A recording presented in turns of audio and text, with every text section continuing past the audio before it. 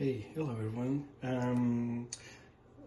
Today I did something stupid and I put some wood inside of here, because I had a new counter. So I don't know who needs to see this, but I just found out how to, fix the wash the filter out of it.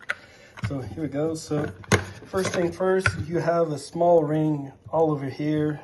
It's over there, so you have to untight it, and then you have to, these two here are buttons, so you just take a grip and remove it. So you go and remove that with one hand, of course.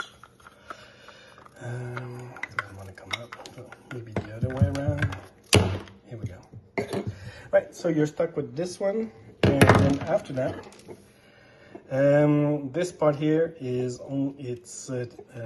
screwed, so all you need to do is unscrew it like so, and here, voila, you have your